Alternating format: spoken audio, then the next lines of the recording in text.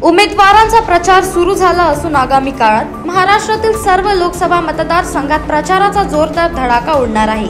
2च दिवसात पंतप्रधान नरेंद्र मोदींची विदर्भात आज दुसरी सभा आहे।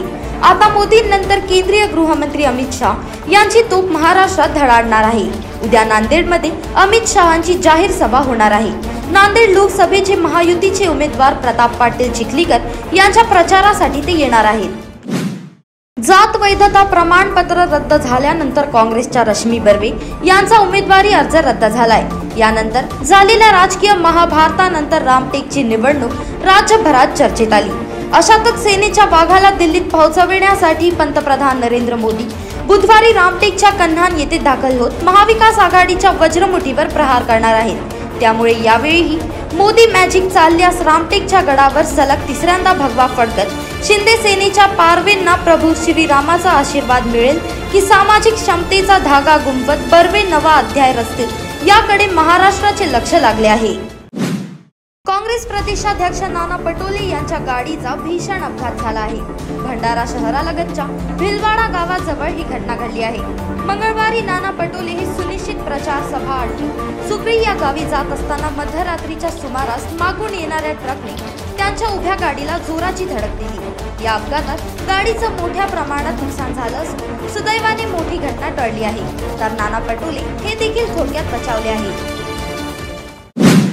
गेल्या अनेक दिवसांपासून अकलूजच्या मोहिते पाटील कुटुंबाबाबत राजकीय वर्तुळात जी चर्चा सुरू होती त्या चर्चेवर शिक्कामोर्तब होणार हे आता अखेर निश्चित झालं आहे। मोहित पाटील यांच्या कुटुंबियाच्या निकटवर्तीयांनी आज सकाळी राष्ट्रवादी शरदचंद्र पवार पक्षाचे अध्यक्ष शरद पवार यांची पुण्यात भेट घेतली असून धैर्यशील मोहिते पाटील यांच्या पक्ष प्रवेशाविषयी या भेटीत चर्चा करण्यात आली। अकलूजमधील विजयसिंग मोहिते पाटील क्रीडा संकुल येथे 13 एप्रिल रोजी आयोजित कार्यक्रमात धैर्यशील मोहिते पाटील यांचा राष्ट्रवादी शरदचंद्र पवार पक्षात प्रवेश होईल।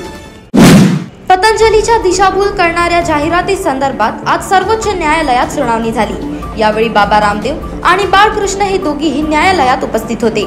सुनावणी दरम्यान सॉलिसिटर जनरल म्हणाले, या प्रकरणात बिनशर्त माफी मागावी असे आम्ही सुचवले होते। न्यायालयाने स्वामी रामदेव यांचे बिनशर्त माफीचे प्रतिज्ञापत्र स्वीकारण्यासही नकार दिला आहे। न्यायमूर्ती अमानुल्लाह म्हणाले, या लोकांनी आमच्या आदेशाकडे 3 वेळा दुर्लक्ष केले आहे। यांनी चूक केली आहे, याचे परिणाम यांना भोगावे लागतील। पंतप्रधान मोदी यांनी भाजप उमेदवार सुधीर मुनगंटीवार यांच्या प्रचारार्थ सभा घेतली होती। या सभेत सुधीर मुनगंटीवार यांनी केलेल्या एका विधानावरून विरोधकांकडून टीकास्त्र सोडले जात आहे। तर आता सुधीर मुनगंटीवार यांच्यावर पंतप्रधान नरेंद्र मोदी यांनी कारवाई करावी अशी मागणी राष्ट्रवादी काँग्रेस शरद पवार गटाच्या खासदार सुप्रिया सुळे यांनी केली आहे। प्रसार माध्यमांशी बोलताना सुप्रिया सुळे यांनी सुधीर मुनगंटीवार यांनी केलेल्या विधानाचा निषेध केलाय। मुंबई उच्च न्यायालयाच्या नागपूर खंडपीठाने लोकसभा निवडणुकीचे नामनिर्देशन पत्र रद्द करणारा निर्णय कायम ठेवल्यामुळे काँग्रेसच्या रश्मी बर्वे यांनी सर्वोच्च न्यायालयात दाखल केलेली विशेष अनुमती याचिका बुधवारी फेटाळण्यात आली। न्यायमूर्ती भूषण गवई यांच्या नेतृत्वातील न्यायपीठाने विविध कायदेशीर बाबी लक्षात घेता हा निर्णय दिला। रामटेक मतदारसंघातून लोकसभा निवडणूक लढवण्यासाठी त्यांना नामनिर्देशन पत्र रद्द करणारा निर्णय अवैध ठरविणे आवश्यक होते, परंतु त्यांचा हा प्रयत्न यशस्वी ठरू शकला नाही। देशात लोकसभा निवडणुकीची रणधुमाळी सुरू आहे। या निवडणुकीच्या पार्श्वभूमीवर भाजपने आज लोकसभा उमेदवारांची 10वी यादी जाहीर केली आहे। या यादीत चंदीगड, उत्तर प्रदेश, पश्चिम बंगाल येथील 9 मतदारसंघांचा समावेश आहे। या लोकसभा निवडणुकीत भाजपने 400 पारचा नारा दिलेला आहे।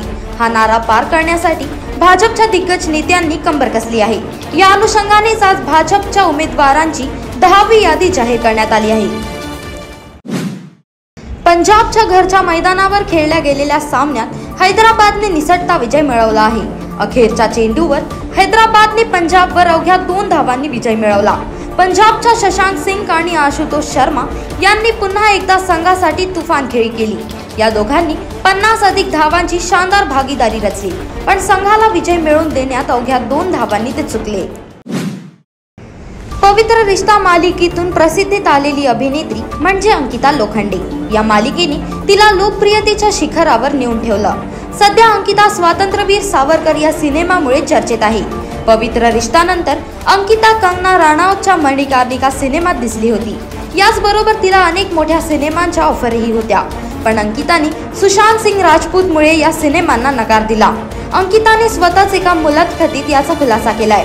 अंकिता तिच्या कामाबरोबरच सुशांत सिंग राजपूतच्या रिलेशनशिपमुळेही चर्चेत होती। अंकिताला सुशांतशी लग्न करायचं होतं आणि म्हणूनच तिने बिग बजेट सिनेमांना नकार दिला होता। यामध्ये संजय लीला भंसालींचा बाजीराव मस्तानी आणि रामलीला अशा सिनेमांचा समावेश होता।